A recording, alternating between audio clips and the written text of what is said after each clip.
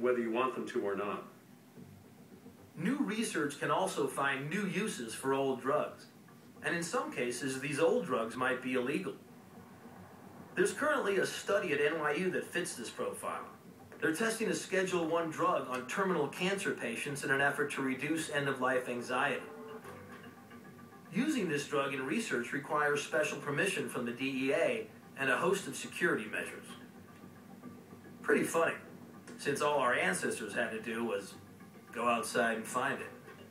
Now, isn't psilocybin, isn't that the active ingredient in what's known as magic mushrooms? That's correct. The potential therapeutic utility of these drugs is very broad within psychiatry, and they potentially represent a paradigm shift within the field.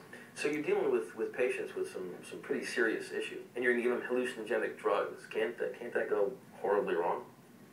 Well, you have to be very careful. These drugs can have adverse psychological effects associated with them. Psychedelics seem to affect different people in different ways, and not always predictably so.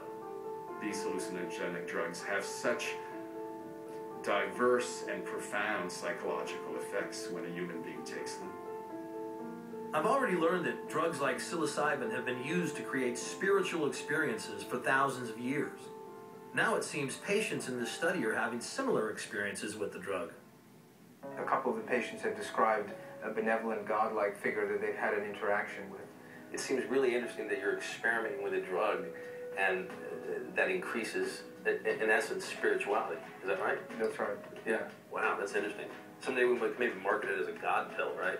These are godlike pills, godlike experiences. Yeah. Amazingly, 3/4 of the patients listed their psilocybin experience as the single most or top 5 most significant, meaningful experience of their lives. Wow. Up there with having a child. Wow. So these are some of the most profound experiences and effects that I have seen.